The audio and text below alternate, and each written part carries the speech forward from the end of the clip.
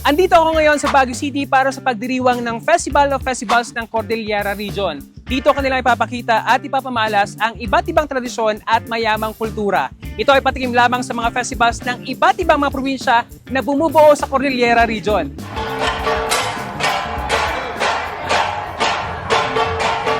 Ngayon, ang ikatatlong taon ng selebrasyon ng Festival of Festivals dito sa Cordillera Region. Ito ay ginaganap upang ipagdiwang ang masaganang kultura at tradisyon ng mga lalawigan sa rehiyon. Dito, ipinapamalas ang mga tradisyonal na sayaw mula sa mga festival ng bawat probinsya. Ang mga sayaw na ito ay naglalaban ng kwento, kultura at kasaysayan ng kanilang mga ninuno. Mula sa mga masiglang ritual, Kapatangan na bukod, kasigang luminawan, mga kakaibigan. Hanggang sa mga kwento ng pag-ibig, ang bawat sayaw ay may kani-kaniyang kahulugan at halaga. Tulad na lamang ng Abra, ipinapakita ang buhay na kultura at kasaysayan ng probinsya. Ito rin ay pagbibigay-pugay sa pangunahin nilang pinagkakakitaan, ang kawayan. Naging bahagi na nga ito sa araw-araw nilang pamumuhay.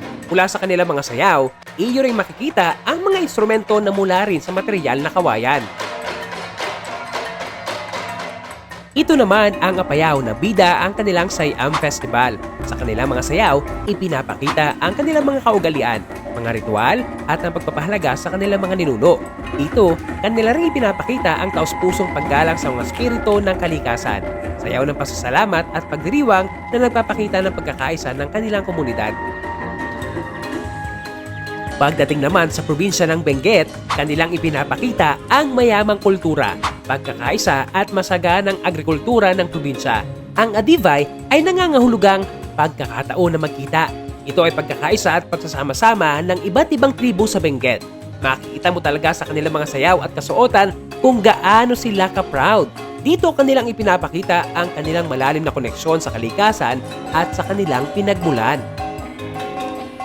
Mula sa masaganang agrikultura rin hango ang Festival ng Ifugao. Dito ipinapakita ang mayamang agricultural heritage ng Ifugao people at ang kanilang deep connection with rice cultivation, especially sa kanilang sikat na rice terraces o ang hagdang-hagdang palayan. Ito ay isang tradisyonal na selebrasyon ng ani ng palay kung saan nagpapasalamat ang mga Ifugao sa masaganang ani at ipinapakita ang kanilang pamumuhay at mayamang tradisyon.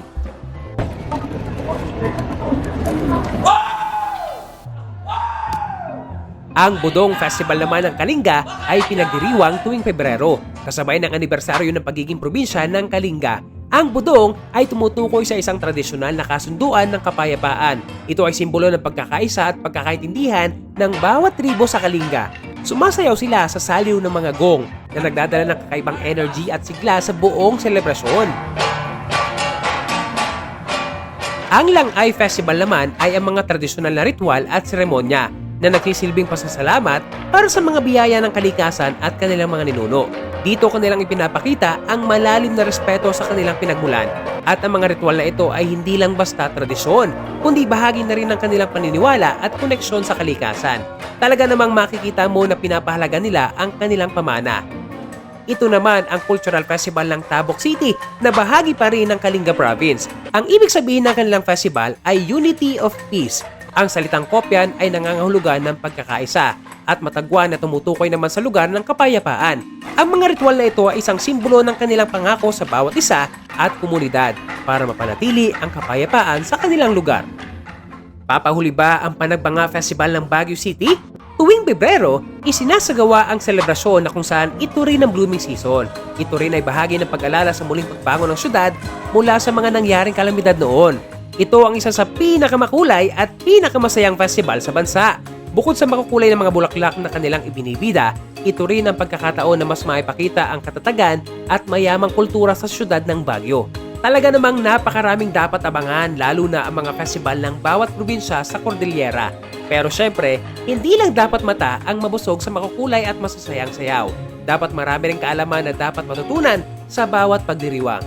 This is Juan, and that's the story.